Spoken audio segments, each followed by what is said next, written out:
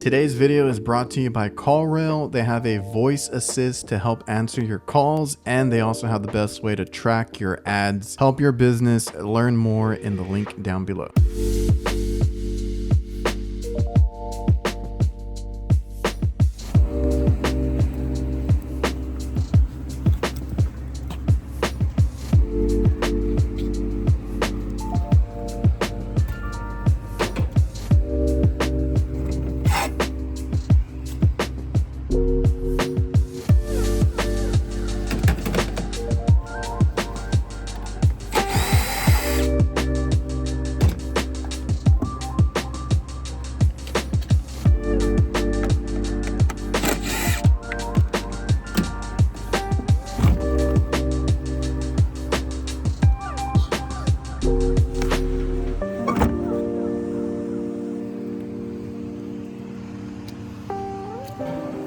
All right, real quick, you can obviously see, because I was showing my brother, working with my brother today, but if you just want to check without taking off the cover, obviously if there's voltage we can check, but we already killed it because it was sparking.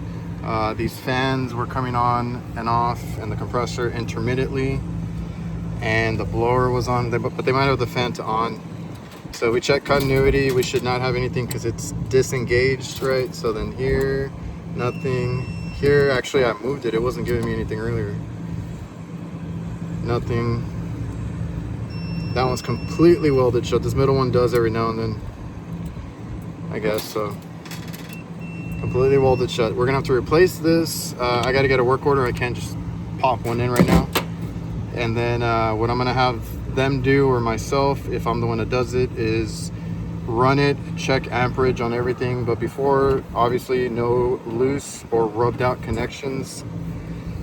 We didn't install this one, so I don't know, how they ran anything. They love to leave stuff like this.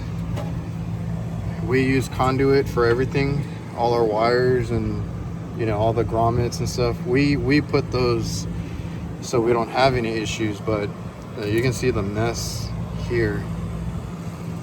So once we figure out that there's no rub outs or anything loose, tighten everything up, make sure everything's in place, then we run it, check our amperage, and see if we have anything going on with the compressor, this motor, that motor, anything else that might be causing this to heat up and arc.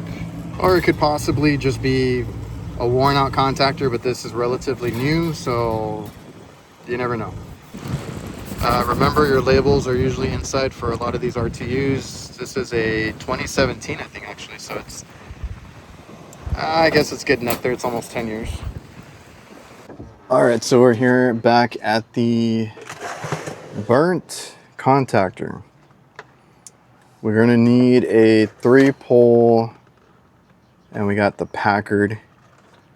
We are fully stocked, actually, not too many.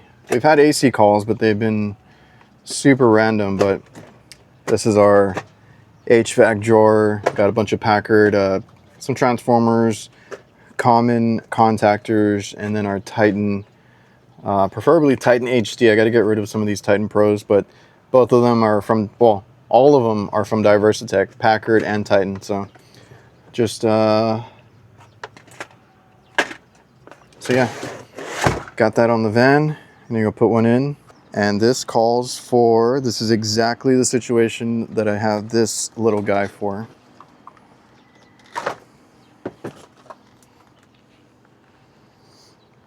So the MPMX meter pouch specifically can fit so much stuff in here, probes, meters, all the hand tools that I need just to do these little jobs. So we got the bag, contactor.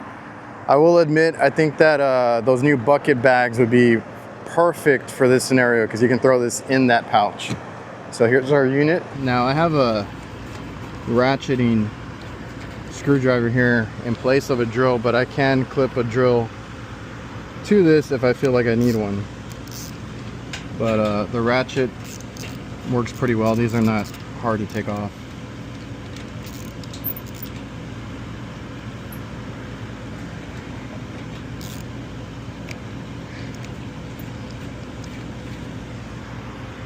Get that out. Let's take this. I hate those stupid panels. Alright, so power's off. All I need to do is take some photos just in case.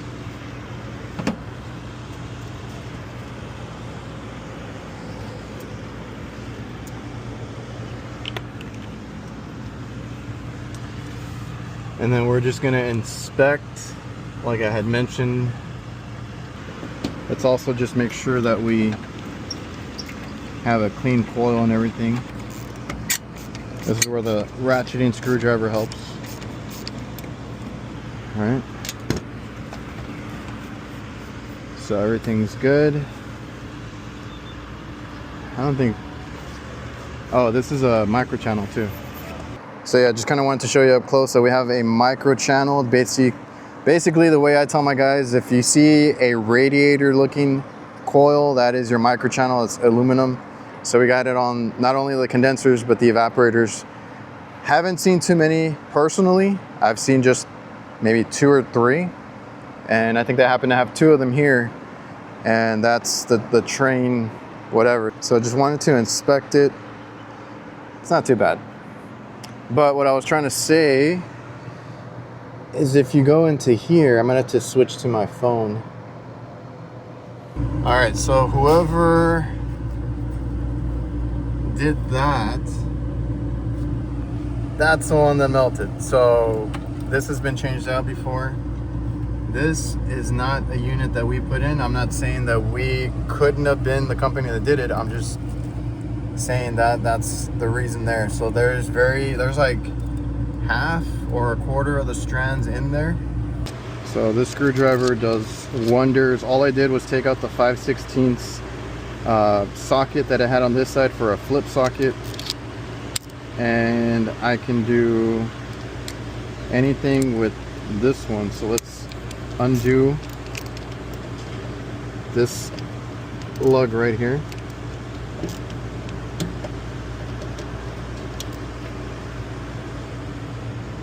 It was like, you can kind of tell where it was holding, yeah, but like half of them, and then you got all these strands that are going to be like arcing. So that might just be the cause. I mean, I'm going to go through all the wiring, try and tidy up some of it. It looks like it's had a lot of work done. There's a plug missing, or an extra plug up here for some reason. This one looks like it might have been spliced in at some point. I'm not sure. All right, and just so you guys know, all I'm going to do is go wire for wire and do it as I remove them as much as I can, just so I don't get mixed up. I've done this forever and I still confuse the crap out of myself sometimes, and my brain does things sometimes and I just get things backwards. So the pictures help, and also just taking your time with it.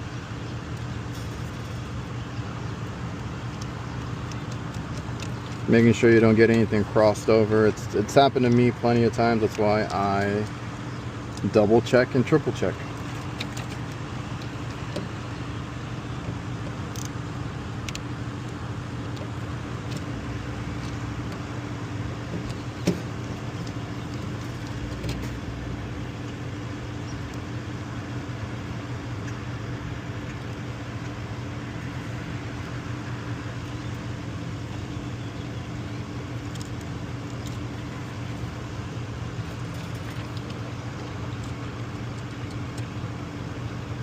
So yeah, you want to make sure that you get it centered, put in right. I'm not a big fan of stranded wire like this, but I don't have anything else that I can use in this instance, and these are lugs, right? So I'm gonna make sure, I might redo this block one actually, but make sure that it's in flat correctly. All the strands are in there, and I mean, don't be afraid to cut these off if you feel like too much of it is exposed outside of the screw there, right? Because if it's stranded wire, I've made this comment before, I don't know if it's been in the video yet, but like that one, you shove it in, half the strands come out.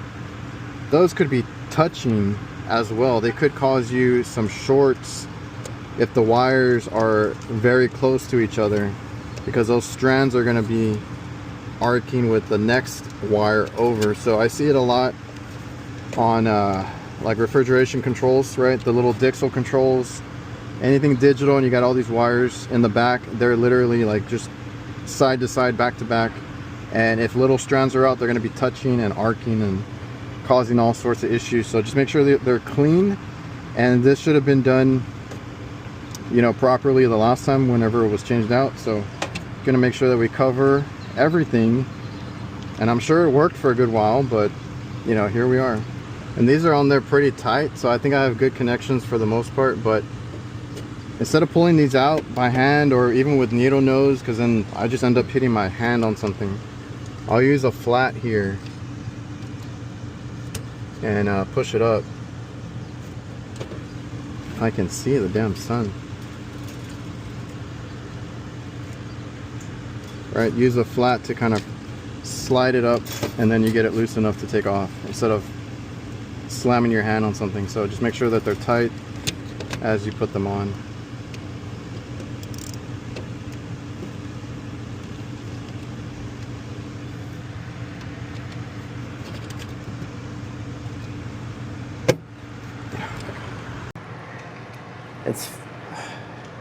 I had to take my watch off to even get my hands in here. It is 5 o'clock on a Friday.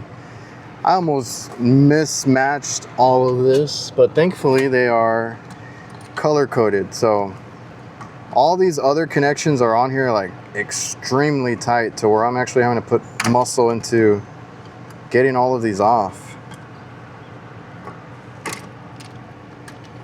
Seeing if they're loose, you just get some needle nose and pinch them closed a little bit, and not too much, because then you won't be able to get it in there. Just enough so that when you push it in, there's way more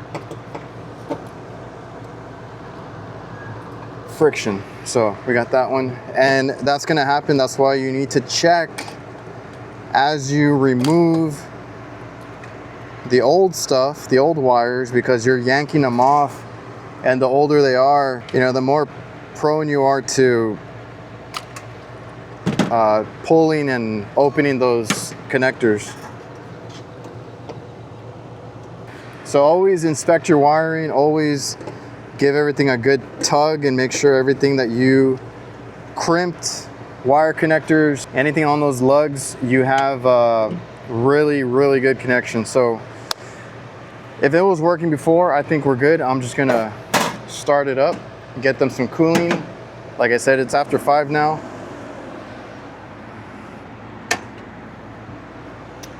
And we'll see how the delay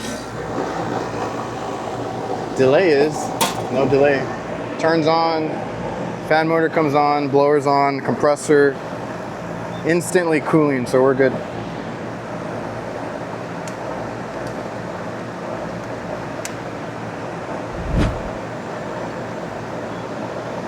All right, so like I mentioned, I'm gonna just check my amps real quick.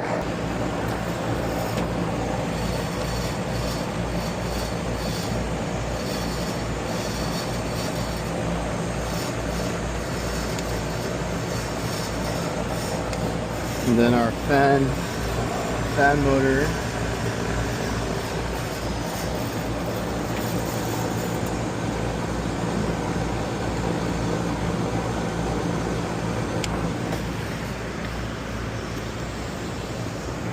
And if we come over here, compressors rated for 15.9, we have less than that, we have 12.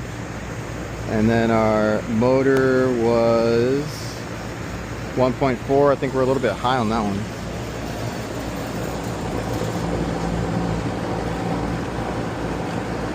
Maybe I'll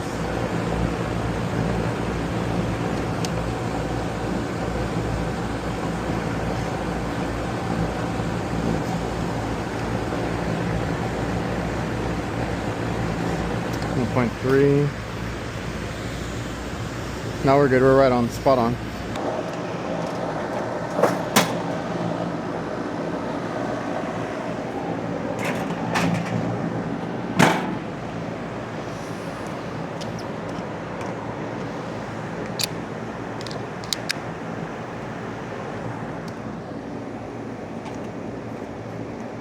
I put the old one in the box. I'm taking it down with me. I'm gonna either throw it off the roof and go get it, or walk down with it, climb the ladder down with it. Don't leave your mess on the roof. I just came from a call and there was contactors on top of the unit. Don't leave your mess on the roof. I've seen compressor graveyards. I've seen a lot of stuff. Like I said, contactors, wiring, everything on the roof. And what we do in our maintenance plan, which I'm like talking about because that's what we're doing in this video, is finding problems with their maintenance that they finally agree to. Part of that is, and what I've told guys, because we have cleaned up this one already, and they had a jungle up here. There was nothing but green grass and plants and weeds everywhere. So that is a part of our maintenance, is making sure that the rooftops are safe and clean. So that's just my opinion, and that's what I'm trying to train my guys on. Make sure you clean up, not only after yourself, but if you got a maintenance contract, that's part of it. You got to walk through and kind of help your customer out, watch out for them, and do good work, cover your ass, all those good things.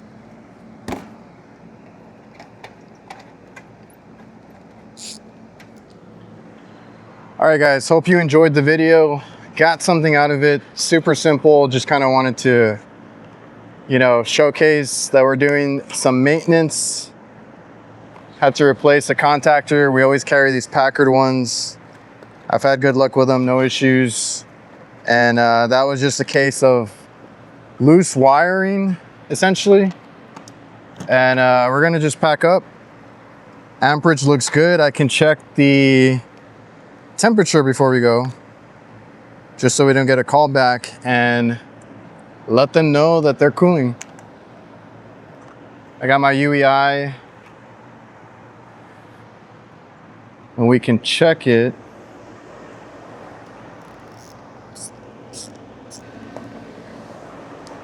Just on this side, on the supply, I'll see what temp we get. I felt the compressor cooling, so there's not an issue there. Man, this thing is... There's a lot of gaps and weird screws holding it together, but this wasn't our install. We did the next one over there, so... They don't like to get us because we do charge more, but we include everything that we would need, right? Obviously, we recover. I've seen companies that do some things, right, where they got a bucket of water and all that kind of stuff. We add and replace conduit. So any of the thermostat wiring, which I've shown you in videos, they just stick them in any hole here and they end up rubbing out. Which, yeah, they did that to this one. And there's splices and everything. And then this conduit for your high voltage is not intact. So yeah, we charge more because we change all that stuff out and make sure that it's done right. But if they got everything working, we got 57, so we're good to go. Remember to like, comment, subscribe, all that good stuff. I appreciate you guys for tuning in, catching up, watching the video through. Remember to check out all the links down below. Make sure you get your discounts, your merch, everything. Follow me on social media. I appreciate you guys.